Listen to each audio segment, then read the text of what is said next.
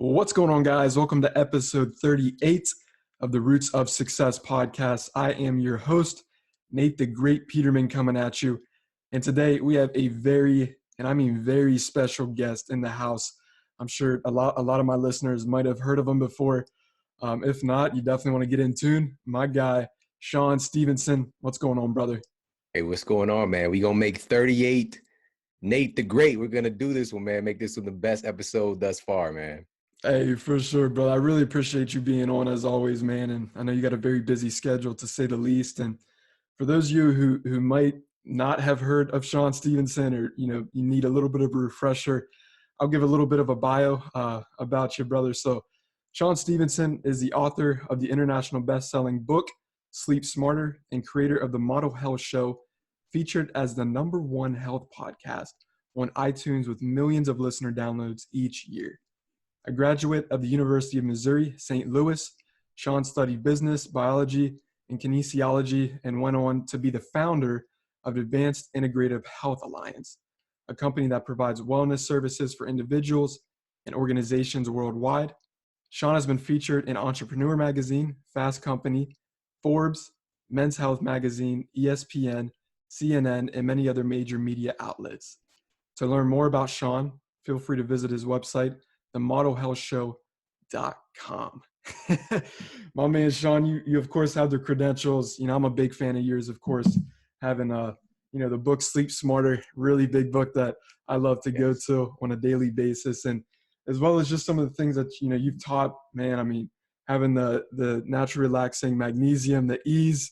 All right, I use this on a daily basis. And of course, you can't forget about the little blue light glasses. Oh man, I feel like this is like the show and tell. I'm telling you, man. Cool, man. Beautiful. I love it. So yeah, man, I'm a big advocate, of course, of what you preach, and kind of fill in, the audience and the listeners, for those who don't know, maybe a little bit of the behind the scenes of who you are and just growing up, because man, I know you have a wicked story for all this going hand in hand and putting the pieces to the puzzle. So I would love for you to sort of just touch on the way you grew up and sort of what made you into what you are today now, man.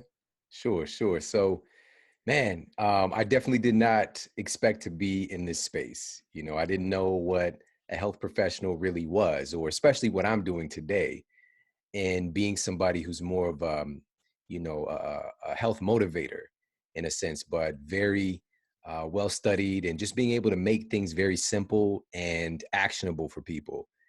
And that's kind of the tenet that I live by, man, by the way, is a statement from Albert Einstein I heard many, many years ago. I've got one of his biographies upstairs. It's just insane to know just throw this out there. He was thought to have learning disabilities, by the way, because he didn't speak until he was like 4, right? And when somebody's smart now, we called them an Einstein, right? And just understanding, so one of the big tenets that I took from him was, if you can't explain it simply, you don't know it well enough. And so I really strive to know the ins and outs of everything that I talk about. But that piece, and even how I got to that place, I guess it was instilled in me by my grandmother. And just, she made it so that I was interested in learning. She made it fun. Like, I remember my first little Garfield notepad, and just, writing letters, and then being able to create words and stories and to communicate that way. And lo and behold, eventually that becomes my life. But she also instilled in me the necessity for me to even be interested in this stuff in health in the first place, but in a negative way. And it was not her intention, but she just, like for a lot of parents, a lot of folks growing up, their parents just want them to eat something, right? Just make sure that the kid's eating something. And for us, we weren't really differentiating that food was different. Like, anything you can eat, it's food.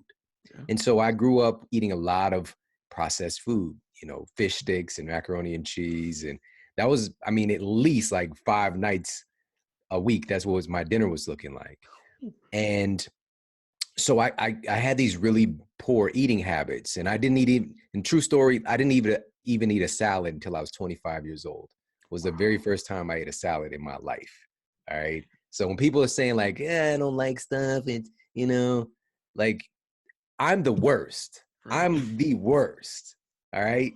So that's kind of what makes you good at something when you're really bad at it, Mm. right? And you know, like every excuse somebody has or how hard they might think it can be, if I can get from where I was to where I am, anybody can. And so those poor eating habits eventually really wore down my health. And I didn't know at the time, obviously. And so 16 years old, multi-sport athlete, things are looking good, scouts, track practice, I break my hip just from running. No trauma, nobody hit me. It wasn't a football injury. I just broke my hip because my bones were so brittle. And it wasn't until I was 20 years old when I finally get this diagnosis. By the way, all the scholarships, all that stuff, poof, it was gone. All right. All the possibility, because I had about a dozen more injuries take place. And as I'm saying this story, man, I'm feeling like I was Mr. Glass or something. I don't know if you, the movie, what is it called? Unbreakable. Unbreakable. Anyways, and so, but now I'm like, I guess I'm the Bruce Willis character in this movie. So shout out to that. Anyways, man. Um, Are you so good? 20 years old, I get this diagnosis, degenerative spinal disease, right? My spine is deteriorating rapidly. I've got 2 herniated discs in my back that's causing this just excruciating pain that I'm dealing with every day. And I got this diagnosis from my physician at the time, and this is the big problem. And this is kind of like, I'm going to shift this story and kind of wrap it up. He told me that, number one, I'm 20 years old. He told me that I had the spine of an 80-year-old man when I was 20, which is a problem, okay, obviously. So I have this accelerating aging of my spine. Second problem is that he tells me there's nothing I can do about it.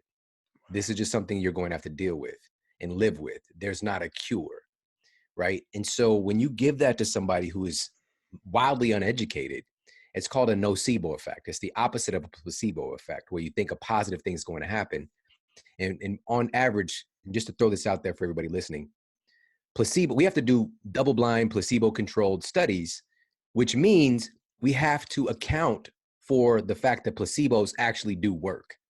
All right. So just somebody believing that this fake drug they're taking is going to kill their cancer cells, or it's going to lower their blood pressure, or it's going to fix their erectile dysfunction, whatever it might be, we on average see that placebos are 33% effective.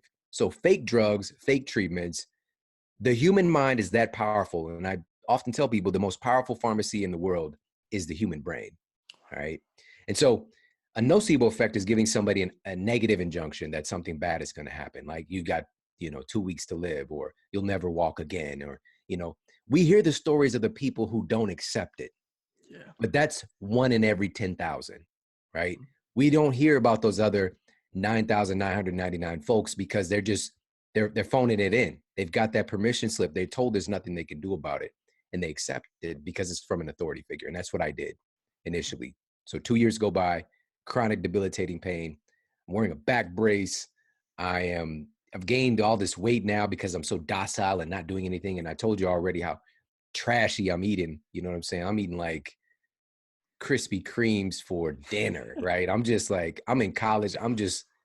There are no rules. There's Yeah. only one rule. There are none. And so I'm making my tissues out of this stuff. And so, but everything changed. And this is kind of the end of the story. And what got me here today is that I had a decision to make because my life was so dark, so lost. I've been through so much. I've been told by so many different health professionals there's nothing I could do. And I realized that I'm responsible for my own health. They might say whatever and they might mean well, but they don't walk in my shoes. And they're not sitting on the side of their bed as I was sitting, thinking about me, right? It's my responsibility. And I love that Jim Rohn quote, nobody can do your push-ups for you, right? And so I really realized at that moment that if I'm going to get better, I need to be the one to do it. I'm not going to get some miracle drug or treatment or surgery that's going to fix this. I need to take some responsibility. And so through that process, man, I realized that I didn't know a damn thing about how the human body worked, right? I took biology class in school and, in high school. In college, I totally avoided science. I hated it. Same. It wasn't even that many years ago, man. Like even like probably within the last 5 years, I had a nightmare. I was in biology class still and just like totally just like I didn't have my homework done, whatever, just, because that was high school for me Right. because it didn't connect. Mm. Nobody created a visceral connection to the information where I'm learning about white blood cells and neutrophils and monocytes and all this. How the hell does that relate to me? I just didn't get that connection. And so I realized, you know what? I'm going to learn everything I can about the human body, but what makes a healthy human body, Right. not studying disease. That's the problem as well. Initially, and by the way, little sidebar, I went to school pre-med first out of the bat. And I told you earlier, I hated science. Right. So it was doomed from the beginning. I got out of that very quickly. Upperclassmen were just, and this is just the way we're taught. We're taught pharmacology, pathology. We're taught about disease. You're not taught how to actually be healthy, right? We're not studying healthy people and sharing that data. And so I was going to find out everything I could about human health. And long story short, it took about 6 weeks from that moment of decision to actually get well, to take control of my own health. And I lost almost 30 pounds, man. And that's results not typical. Like Right. I'm more of a, mesomorph body type. Like I can lose weight, gain weight relatively easy compared to a lot of folks. And so the weight that wasn't supposed to be on my frame just came off. And the pain I've been experiencing for those 2.5 years was gone. And that was really the birthing of my career, funny enough, because I was still in school at the time in college, and people just started coming up and asking me, like, what did you do? Can you help me? Students, professors, faculty, people just, hall monitors, whatever. I don't think they're hall monitors actually in college, but like the security at the gym, whatever. Like they're just asking me, can you help me? So I shifted all my coursework to biology, kinesiology, and got certified, became a strength conditioning coach. And before I even graduated, man, I had a pretty thriving business that was sustaining my livelihood at least. And from there came the clinical practice in nutrition, working with patients, thousands of people in a one-on-one context. Books came from that. The podcast came from that. Millions of people impacted thus far, speaking all over the world with the greatest team, by the way, our family, Eric Thomas, and really transforming this paradigm of health and also transforming what health looks like and what a teacher looks like. Because I'm not the average, like, I break through stereotypes. I make it fun. I make this engaging. I make it interesting. And I also make it attainable for people. And so that's my story in a pretty big nutshell, man. No, for sure, Shawn. I mean, I just think it's incredible, just your story alone, because you were at, I mean, the highest of highs with all those scholarships, and then everything just vanishes. And then seeing where you're at now, I'm sure, man, you probably have nights where you're just like, oh man, like the journey was Hey, real. real talk, man. I now provide scholarships, right? I have scholarship funds That's for deep. our students at this institute that I'm on the faculty for, man. And so, yeah, man, it's just been a complete 180. And it's not, man. And the thing is, it's so scary good because I'm just getting started. I've been in this field for over 15 years. So what Wow. do I mean? I mean, just this level of impact and this level of awareness. I'm so excited about the future and the lives that we're going to change. Like that's my mission while I'm here. I still got time here. I'm dangerous. Oh yeah. So I want to make sure that when I'm gone, that many of these problems, we're not talking about stupid stuff anymore. We're just not. Heart disease is still the number one killer. And like every 40 seconds, somebody's having a heart attack, yet they have zero idea of how their heart works, right? When people think about blood pressure, for example, we think it's the heart that's controlling it. It's not. Your brain and your kidneys primarily control your blood pressure. So little things like that. What can we do to ensure your brain is healthy so your heart can be healthy? What can we do to ensure your kidneys are functioning properly so your heart can be healthy, right? So my mission is get folks educated while I'm here so we're not messing around on the small stuff and we can get to the bigger stuff of humanity. Hmm. That's interesting. Let me ask you this, Shawn. What do you think is, the main cause of, let's just say, I mean, it could go for anybody. I was going to say the millennials, but what do you think is the main cause for people not wanting to get educated when it comes to their health? They know in their mind, no, I got to take it serious, but they just can't make that initial move or that initial step to actually, read a book like Sleep Smarter, on sleeping, or, read a health book, right? What do you think is that thing that really is like the main holder back thing, I guess you can say?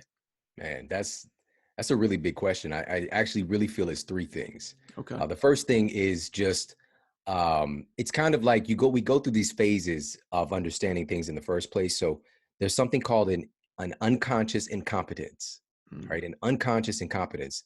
So this is where there's something that we don't know, but we don't know that we don't know it, right. right? If that makes sense. So, maybe there's something about like how to, how to be healthy, how to have a healthy functioning heart, since we talked about the heart, or, Yeah. physical fitness, but we don't know that we don't know the answer, right? So Mm, this is something totally foreign to us. So for me, it was food. I didn't know that there was a difference, and I didn't know that I didn't know. And so this unconscious incompetence was just behind the scenes controlling my life. So that's a big part of it. Number one is people just don't know. They don't know what it is. They don't know how to get close to it, how to touch it. It's so in their peripheral or just in their subconscious, like it's just blocked away. They don't realize. The second thing is when then you move from an unconscious incompetence to a conscious incompetence. And that's where you realize that thing is different, but you don't know how to fix it, right? So for me, I found out, okay, wait, there is a difference with food. I'm making my body out of just straight like soy burger patty, whatever, and like glazed jelly donuts. Obviously, and I'm trying to regenerate my bone tissue. How? right. Right? So I realized, okay, there is a difference in food, but I don't know how to fix it. Mm, And so that's another kind of awakening point that takes place.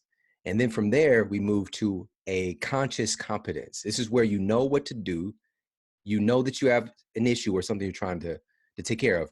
But knowing what to do is kind of like the G.I. Joe slogan, as a kid. It's like knowing is only half the battle or something like that. I'm right. probably like tearing that up. I was super um, because there's an action component associated with it. And this is where kind of leading to the question that you asked, like why, if there's access to Sleep Smarter, for example, why aren't people picking it up, right? And probably the biggest reason for that is that number one, pain isn't bad enough yet. Mm, So it's so funny how when things are really like you're hit rock bottom, backs against the wall, how quick we are to take action then. And the second thing is the information itself, like we realize we have a problem, we realize there are resources, we think that it's too hard. okay. And sometimes that might be true. But having a basic level of health and fitness is one of the easy, like your genes, literally, like your DNA is expecting it to be that way. It's going to do everything in its power to make sure it's printing out great copies of you, just doing basic stuff, right? Super easy, simple stuff, almost as simple as breathing, but we've complicated everything. And in the age we live in where, we got these internet superstars and everybody, has got their fancy, like they're doing their 20 different kind of donkey kicks to get a bubble butt, whatever. This stuff that doesn't really even work anyways, like overcomplicating things. And so people see it as like, I can't do 20 different kind of donkey kicks. I can't even do a cat kick or whatever, a dog kick. Like I can't even get to a donkey, right? So taking the complexity out of stuff. So when people have an attraction and like a sense that this is actually attainable for me, right? And it can be fun, it can actually be entertaining and joyful, the process of getting healthy. That's really where we start having massive people coming on board, right? So taking the complexity out and taking the sense that I grew up with, which was a sense that this stuff is a drag, is boring, it's just a suck on my life force, like going to that biology class, taking all that out of the picture and making it the opposite. I think that's what's going to move a lot more people to take an action. Hmm, that's interesting. I know we've been speaking about biology a little bit. Biology wasn't one of my favorite classes either. I think I finished with a D or something, just pass. But I'm curious. Let's look at the school system a little bit. Mm. What's one thing that Shawn Stevenson could implement into today's school system, or something that could possibly get changed or enhanced to really just bring health to that next level where it is the center of importance instead of, I mean, I'm not saying, calculus isn't important. I mean, if you want to be, maybe some type of construction worker, if you want to be a professor, or shoot, I don't even know what you need for calculus for Bro, real. listen, I've got a son who's a senior in high school, and I got a Yeah. son who's in first grade. My son's doing like addition and subtraction, like he's doing a little bit bigger numbers, the youngest guy. Yeah. And I realized like first and second grade, that math I learned is the only math I use today, right? And I took calculus, business statistics, like the craziest types of like, collegiate level math, right? None of it matters unless, again, like you're want to be a physicist or you're wanting to whatever, Yeah. more power to that. But the basic stuff about like, even for those guys, like we're putting people in space. We're creating spaceships on vending machine consciousness, right? Vending machine level consciousness builds space shuttles. Just imagine if we can get people on the best food in the world, what we can create, right? And so what I would do, and it's so funny, man, like all these schools are inviting me out now to come and speak to the kids, and I rarely actually do this now. Earlier in my career, I would do it a lot. Right. And it's because for me, honestly, man, it's difficult when the kids get so inspired and then they go home and it's not like the environment is not set up for them to thrive, because we are very much conditioned by our environment, but we're also creators of our environment. And a lot of times, however, kids don't have the opportunity to create their own environment, because they're under the dominion of, folks who often, again, most times are looking out for them in their best interest, but they're doing what they know how to do. They have those same unconscious competencies. And so here's what I would do. Very first day when kids are coming in, I would ask the kids what their goals are, right? If we're talking about health and inspire them towards their health, it has to be connected to something visceral, especially when we're talking about like teenagers, for example. It has to be something they want. Maybe they want to, like, what is a goal? What is your top 3 goals for your appearance and your health and your fitness? So some kids, and of course, we might have to work with them to get them to a place of honesty, which a great teacher can do, is like, I really want to get rid of my acne, right? Or another kid might be, I want to perform, I want to be able to clean 300 pounds, or perform on the football field or whatever the case might be. If we can get to their goal from their own mouth and then instruct them, okay, this is what you want, here's how you get that. All of a sudden, this becomes a comprehensive and collaborative effort where they want to learn because it's going to get them what they want, right? That's the secret, man. People see my son, like literally this true story. Yeah. Okay. Yesterday, I went to Nordstrom here in St. Louis. And the guy there, he's seen me a few times, like, he comes over, he's like, giving, showing me some little love, give me some dap or whatever, it's a guy. And I'm walking over to the desk to check out, and he's like, so how's your son? And in my head, immediately, I'm like, how do you even know my son? Okay, oh yeah, that's right. He's probably been with me a couple of times. He's like, man, your son is like, he's huge. And he's not like physical tall, like stature, just his muscularity, right? Ooh. And so he was like 16, 17, like people constantly asking him, like, what do you do? Right. Is it genetics? Yeah, genetics do play a part, but it's the higher expression of different genetic programs by the way that he eats, by the way that he trains, especially the food. Like he's made out of sustainable stuff. Okay. Right. And it's because of the culture we've created in our house. But here's what I did. It wasn't just like, this is what you're going to eat. I'm the dad, because I could do that, for sure. And I have. However, when I found ways to connect him to what he wants and his goals. So for him, he wanted to get bigger and stronger for his sport. And so I said, okay, so and I gave him the facts. I gave him some research. I gave him those small details that's like, oh, I can have what I want. I just need to do this. And so he's probably, and this is a number 2 school in our state, all right, ranked number 2 in our state. He's probably the only kid that's like bringing his lunch consistently. Like, especially in high school, you just don't do that. You don't bring a lunchbox, whatever. But I mean, not just bringing his lunch, not just a sandwich, but like he's preparing his food. Like he's putting his, organic pasture-raised chicken and, whatever, his broccoli. He's this morning, he's upstairs drinking. You already know about the Organifi. He's drinking his Organifi. I didn't tell him to do that. It's because of connecting him with the goal, and it made the process all the more easy for him to implement. Man, that's deep. Because it's like you have all that information, all the credentials to back it up. And once you have that goal, you know what to do, you know? There you go. No, I totally agree with that. Because even myself, one of the biggest things for me, Shawn, has been gaining weight. I was always that kid in school that was, I think in high school, I was like, man, probably 140, 130 whenever I graduated. And it was always putting on, the weight. And even now I'm working on, I started taking my fitness game, I'd say serious about, a few months ago, and really was just monitoring what I eat and of course put into my body. And then of course, tuning into your content definitely helps a lot. But, let's say there's somebody out there listening right now and they're wanting to make a really drastic change. Like, they want to lose the weight, right? Or maybe they really want to just gain significant gains, right? Mm-hmm. What wisdom could you drop to them, about the process that they're going to have to go through? Is it really going to be big mentally? They're going to have mental battles to, overcome. Is it going to be, what to eat? What's that main thing? Or maybe it's a couple of things that you would recommend to somebody before going in, if that makes sense. Yeah, absolutely. So the first barrier of entry for people, whether they're wanting to lose weight or gain weight, is the education itself, right?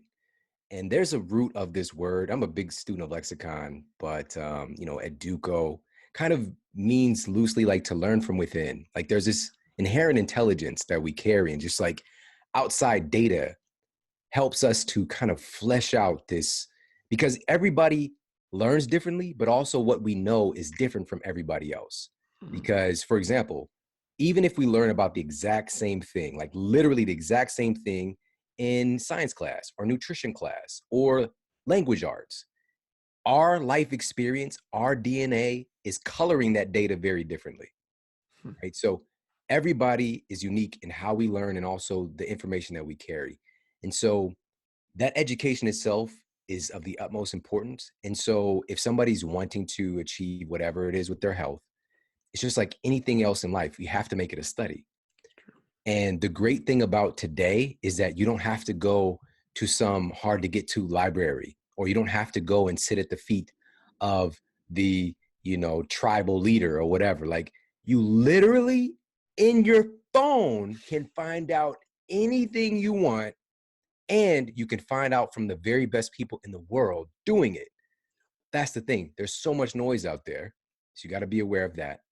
You got to look for proof, man. You got to look for a proven system. And so also we can look for folks who make the process of education enjoyable for you.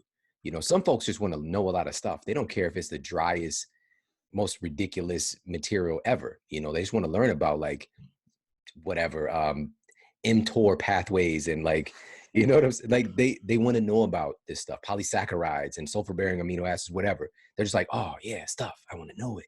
Yeah. Other folks, like, they need to be compelled. They need to be inspired. They need that connection.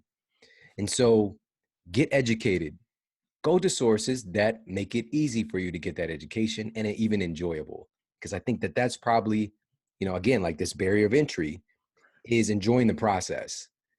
Because a lot of folks think that if they're going to get healthy, they're going to have to punish themselves. They're going to have to go through hell. They're going to have to, all of these negative things that's just going to compel you to not do it or to start and to stop. Because why would you subject yourself to all of that pain?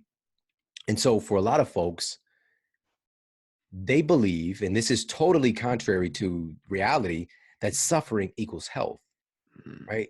And it's just not true. That's not how it works, right? Joy equals health. Happiness equals this. And even as I'm saying it, it's like, that sounds right. Right. But if you're living with that belief that it's suffering that equals health, you're automatically not going to take part in it. So get educated, get connected to the information and this is why this podcast form and this medium is so powerful, because right now, literally since we've been on here, thousands of people all over the world have been listening to me, talking about whether they're listening to an episode, how to reverse type 2 diabetes, or natural treatments for depression, or how does your metabolism actually work, finding out the behind the scenes of like, how does your body actually burn fat? Thousands of people, since we've been talking, all over the world, while they're driving in their car, while they're walking their dog, while they're at the gym, while they're doing laundry, while they're just sitting back taking notes. It's so powerful. There's no, like, literally you can do this in that net time, right? There's no extra time. You can get educated doing anything. You don't have to stop your life to do it, and you can enjoy the process, right? So that's number one. Number two, man, listen, I've worked with literally, do you know how difficult it is to work even with one person, right? And they're coming in with all their stuff, and they've been told this, I have to have this surgery. I got fibroid tumors, or I have, whatever. I've got prostate, whatever. And they're telling you all their problems and why it can't happen. One person, for you to help one person to get well, let alone I've worked with thousands of people. All right. So I've learned a couple things. I think anybody would learn something, just having the audacity to keep on working and helping people.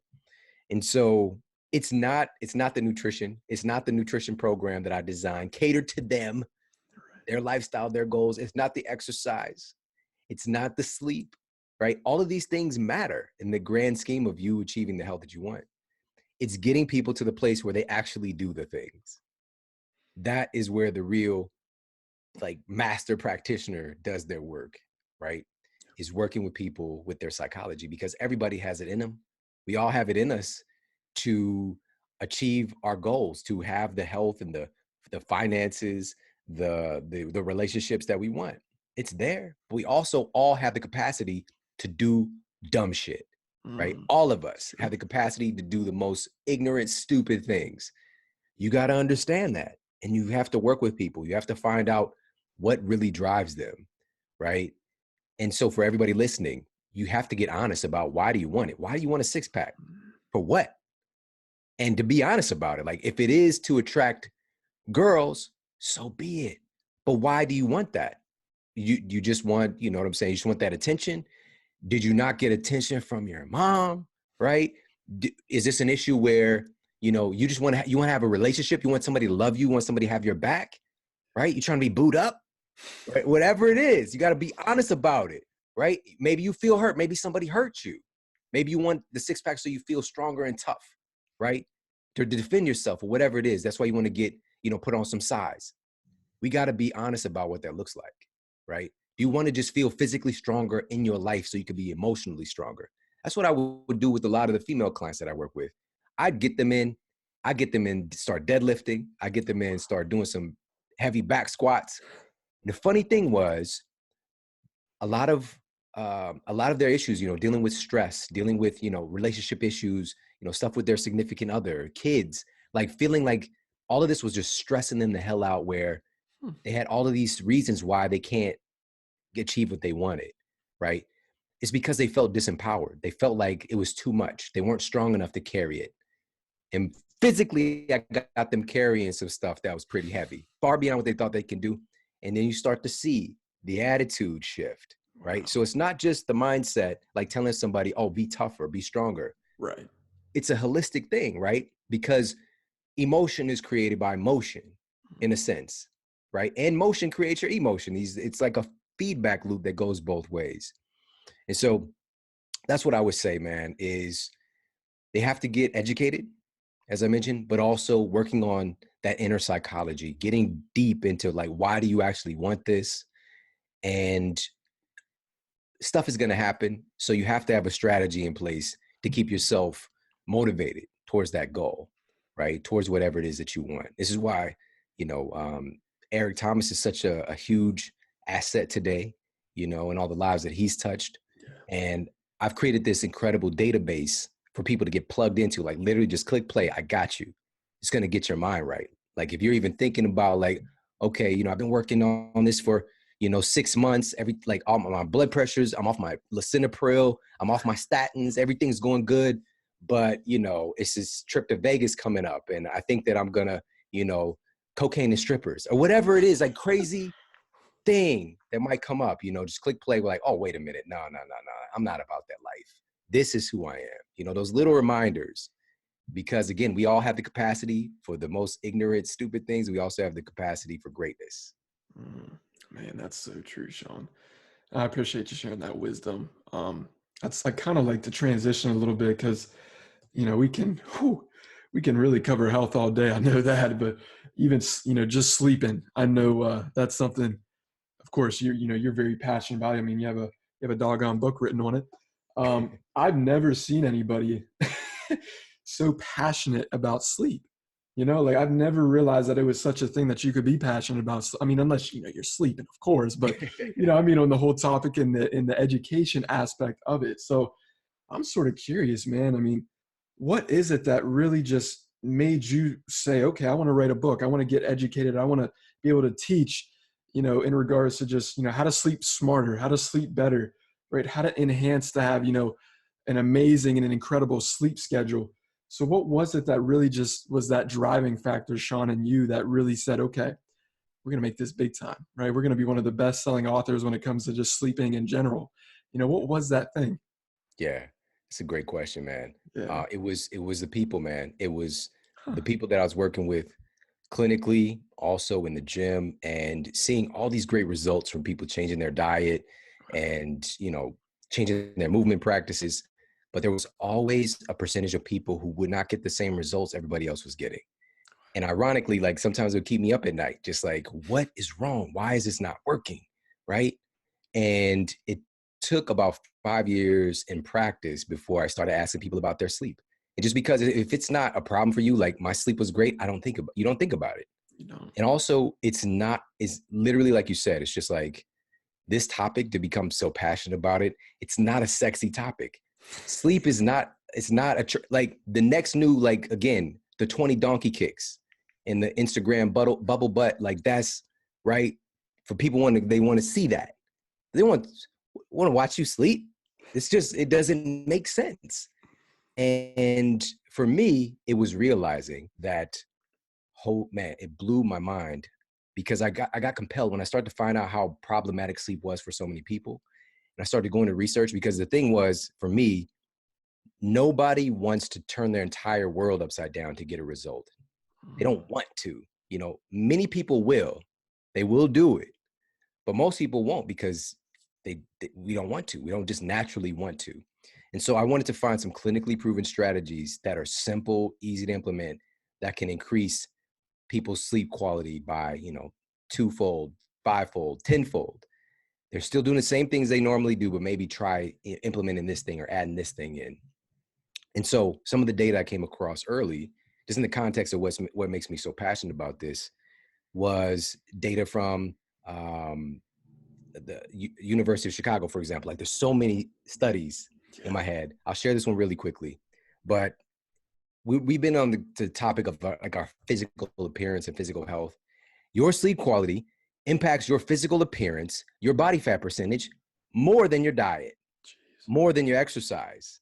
And I know this sounds crazy. It's just like, that doesn't make any sense. It doesn't make any sense. And so these researchers actually took some test subjects to find out if it's true. And so what they did was they took folks and they put them on a calorie restricted diet, and they allowed them in one phase of the study to get a quote normal amount of sleep, which was for them 8.5 hours of sleep, tracked all their metrics. They have another phase of this study. They take the same people, but they sleep deprive them. They're on the same exact diet, no more exercise than they were doing. Everything in their life is exactly the same, except they sleep deprive them now. They take away 3 hours. Now they're getting 5.5 hours of sleep. And at the end of the study, they compiled all the data. They found that when folks were getting enough sleep, when they were well rested, they lost 55% more body fat just from sleeping. Jeez. You can't get that kind of result. Like if you're killing yourself doing CrossFit 6 times a week, 55%, you're going to have to work hard, right?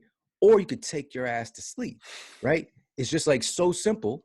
It's so simple, but we don't understand the value of it until you hear a study like that. Like, whoa, wait a minute, how? And that's also what I do, is provide, because now we got a potential belief system for folks on the value of sleep, but we have to give it legs. Right. And one of those is like, how? How does it How does it have such an impact like that? Well, pretty much everybody now has heard about this hormone melatonin, which is supposed to be this quote sleep hormone. That's not really what it is. It is highly regulatory of our sleep. I liken it to like if we are like a manual transition, human body and like our brain and going to different stages of sleep, because that's what sleep really is. Because it's even a weird thing in the first place. Like, what is sleep really? It's a change primarily with what's happening with your brain waves. And we're moving from a normal waking state of like beta to alpha to theta to deep delta wave sleep. All right. So we know somebody's sleeping when those brain waves are changing.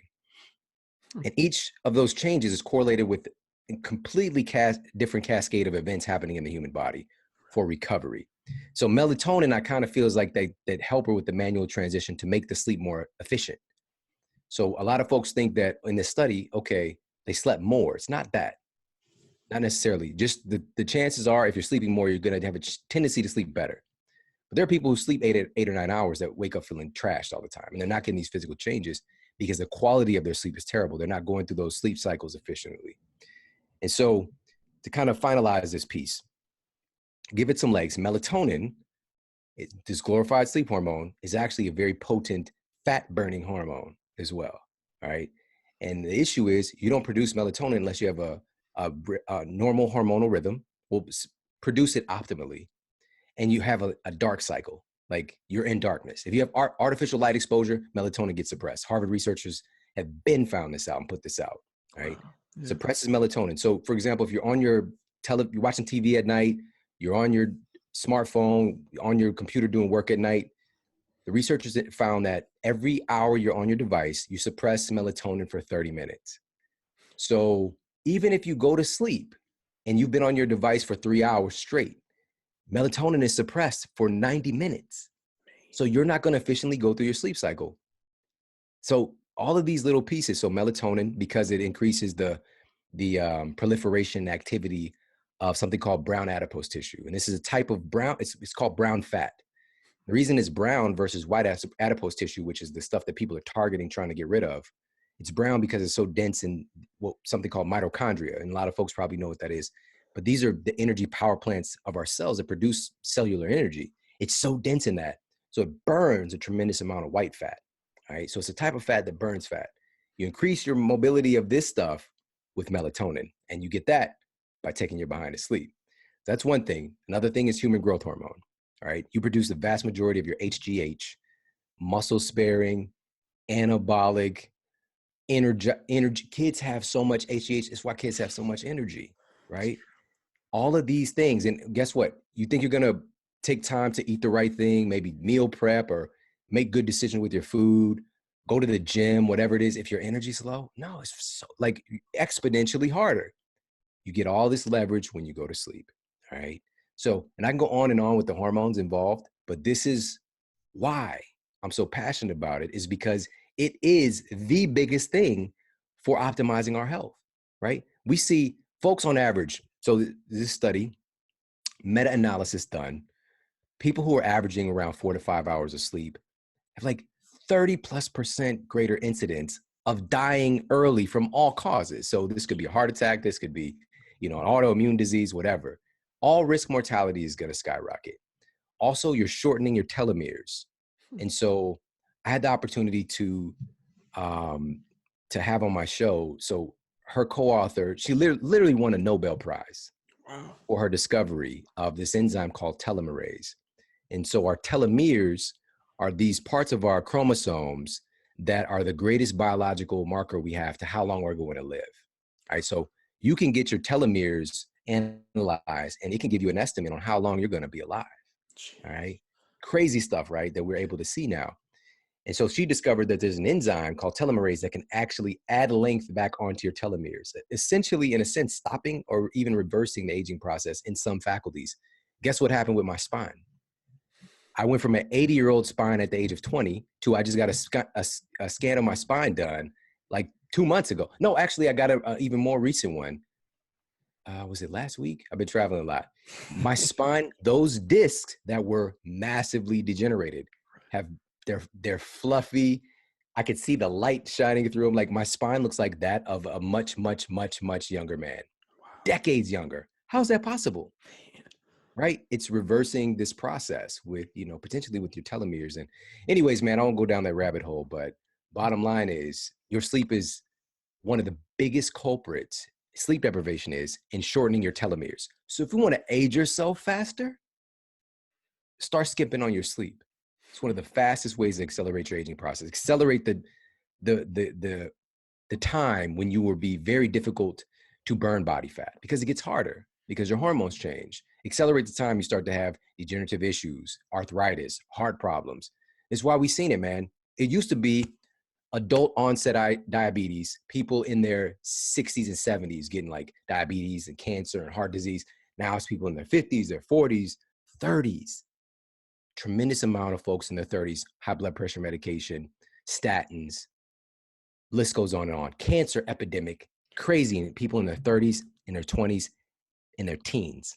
Now we have so many kids that have type 2 diabetes, adult onset diabetes. We had to change the name. Now it's just type 2 diabetes, right? We've accelerated the aging process, and it's going to be based on your genetic predisposition for that. And again, the biggest controlling factor is your sleep quality. Everything else is important, but for me, this is the biggest one. Wow. It's all about that sleep. Real quick, Shawn, I know we're, got about a few minutes left here. I'm curious on your input of somebody, like Steve Jobs, right? And the lifestyle that he lived. And of course, his sleeping schedule, I'm sure, Elon Musk, same thing, their sleeping schedule just isn't constant. And the reason I said Steve Jobs is because I think, we're all aware of, how unfortunately he passed, right? Do you think that might have had something to do with the sleeping and things? You know what I mean? Yeah. So what's so interesting about Steve Jobs is that he was seeking out all kinds of treatments, man. Like he was doing, I think he was doing enzyme therapy. He's doing like vitamin A, like, Man. uh, what are they called? Not vaccination, but injections. He's like trying all these different things because, so vitamin A clinically is like correlated with lifespan as well. The lower somebody's levels of vitamin A, Gotcha. the higher their risk of dying early, right? But all vitamin A's are not the same. There's like, so for example, when people say you need to take vitamin C, there are many different types of vitamin C. When people say vitamin D, there are many different types of vitamin D. The one that's found in most supplements is vitamin D2. That's ergocalciferol, right? That's not the one that we really want. We want vitamin D3. That's the one that's far more bioavailable. So there's different forms of everything. And so was the form he was taking with the injections or whatever he was doing, was that the one helping? I don't know. But the reason I bring that up is that he was doing what would be considered like alternative therapies. He was juicing, he's doing all this stuff. He was trying on his end to remedy the situation from conventional medicine, alternative medicine, and everything in between. Here's the issue. Food does matter. Nutrition does matter for sure. But if you're doing that, but you are chronically stressed, stress can kill you just as fast as Big Macs can. All right. Stress can kill you just as fast as anything else. And this is because of, I can go through several different reasons why, but just a little quick snapshot on it. If somebody is, we'll just say, because some stress is good. We need it. It makes us better. It's known as hormetic stressor. Exercise is a hormetic stressor. You get better from it when you're allowed to recover. But if every day it becomes chronic, we start having these chronic levels of these more catabolic stress hormones. Namely, cortisol is popular in the media right now. We got norepinephrine. We've got so many different things. All of these things associated with other hormones, like insulin, for example. But the bottom line is this. These are inflammatory processes in the body. And so you can stress yourself right into sickness because your sympathetic nervous system just being on in such a high tone like that, the human body's not designed for that. We're designed for moments of stress and then recovery, moments of stress and recovery. Sleep deprivation is probably, again, it's the biggest culprit today, in my opinion, for chronic stress because of all of these inflammatory catabolic hormones being produced. When you're sleep deprived, one of the first things we see is elevated cortisol, right? Cortisol can literally, it's like, because you're not getting sleep and your brain needs glucose, for example, cortisol can break down your muscle tissue. It's a process called gluconeogenesis, and turn your muscle that you've worked so hard to gain, it could turn it into sugar, basically, turn it into glucose to be used because of a stressful event that's chronically taking place in your body, which is you're not sleeping, right? And wonder why I can't get this fat off, or wonder why I can't get my blood pressure down, or wonder why I'm having liver issues with my liver, right? And so in that context, it's even getting educated on what are the roles with the liver. Liver is responsible, number one, for drug metabolism. So everything that he's taking, all these drugs, even all the foods that we're eating, your liver's taking care. It's like the big line of defense there for the mass distribution for your body, right? But also your liver is influenced by your circadian rhythm. It's influenced by your sleep. Your liver function starts to go down when you're not sleeping, and I can go on and on in the connections. It's such a good question.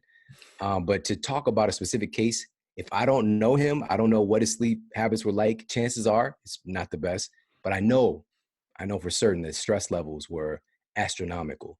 And all of us, everybody listening, we're going to have stress in our life, and that's okay. But we need to have a strategy to recover from the stress. It's really as simple as that. Because if you do that, you're just going to keep getting better and better. And you're going to be able to handle more and more stress as it comes your way. So it's really growing yourself as a human, growing yourself from, you might be, we'll just say on the spectrum. I'm just throwing this out here. If there's a spectrum of human evolution, right? Scale of 1 to 10, like 1 is like you're just making, like you're surviving, right? You're trying to fight for your survival needs. And level 10 is like ultimate enlightenment. You're on some Dalai Lama status, like that, whatever it might be for you. If you've worked and you're like a level 3 person and the level 4 problem happens in your life, everything stops. It's going to make your world crumble, right? But if you've worked and developed yourself, developed your education, your practices, your health practices, your success practices, your relationships, maybe you've grown yourself, you're a level 7 person, right? And a level 4 problem happens. You could probably handle that on your lunch break, right? So it's about growing yourself, growing your resiliency. And that's by having your hustle, having your grind, having your whatever it is you're moving towards, but also respecting it, respecting that process and allowing yourself to recover, to be still, to assimilate so that you can keep coming back better. And at some point, you're going to be undefeatable. Wow, man, that's incredible. Now, Shawn, I want to be respectful of your time. I know it's a minute after, but yeah, man, I really appreciate you, just coming on again, dropping the wisdom and everything like you normally do on here. And, I know, of course, they have the website, the modelhealthshow.com, correct? That's right. To go to. What about social medias? Where can the listeners and the viewers find you?